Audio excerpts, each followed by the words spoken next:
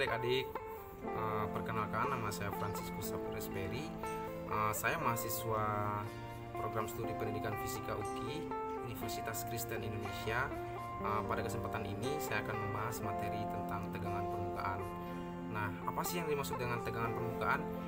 Tegangan permukaan itu sendiri adalah kecenderungan permukaan zat cair untuk menegang sehingga permukaannya seperti ditutupi oleh suatu lapisan. Nah, tegangan permukaan didefinisikan sebagian besar gaya yang dialami pada permukaan zat cair persatuan panjang. Untuk keterangan rumusnya sendiri bisa kita lihat di sini. Oke, nah jadi fenomena tegangan permukaan itu sangat erat gitu dalam kehidupan sehari-hari. Salah satunya itu nyamuk atau serangga di atas permukaan air. Yang kedua itu silet dan jarum terapung di atas permukaan air. Yang ketiga itu deterjen membasahi pakaian.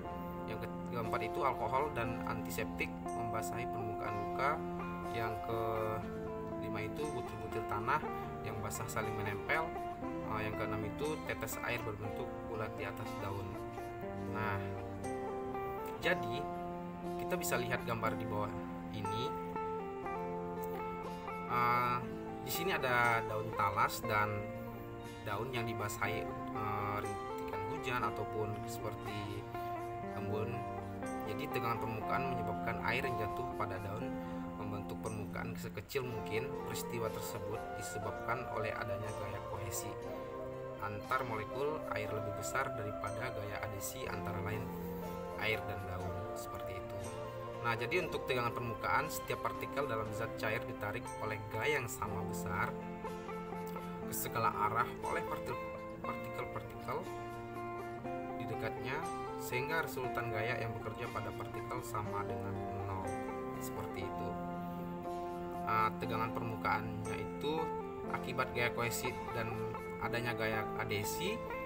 Setiap fluida memiliki tegangan permukaan dengan menikus berbeda gejala kapilaritas.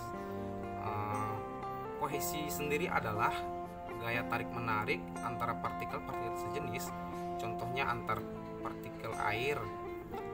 Adesi sendiri adalah gaya tarik-menarik antara dua partikel berbeda, contohnya antara fluida dengan dinding-dinding tabung, seperti itu.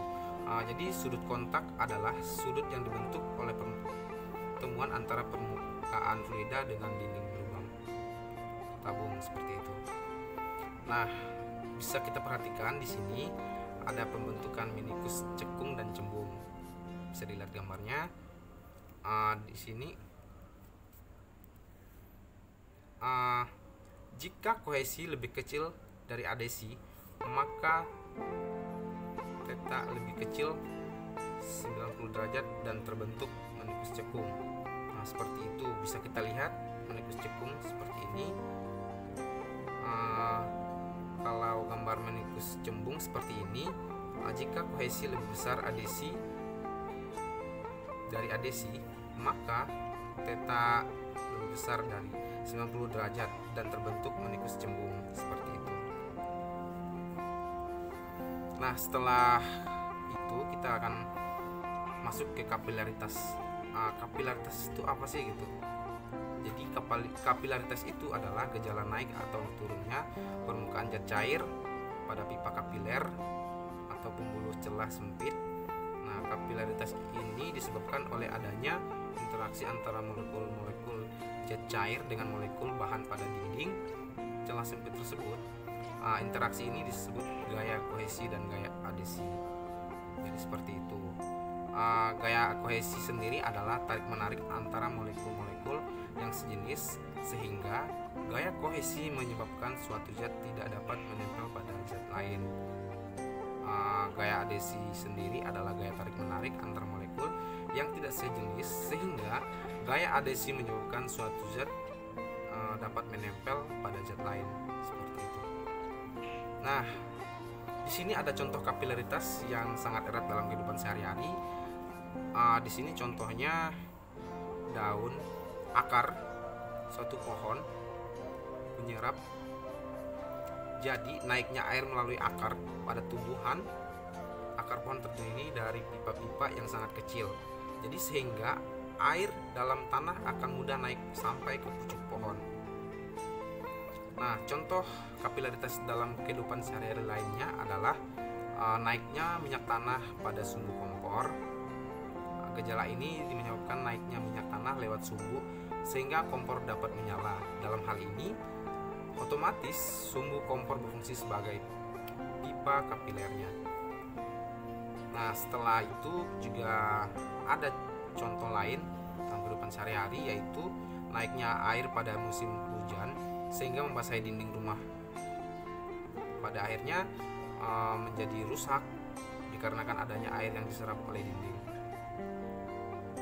Nah, peristiwa naik atau turunnya zat cair pada pipa kapiler dinamakan kapilaritas. Nah, bisa kita lihat gambar di atas.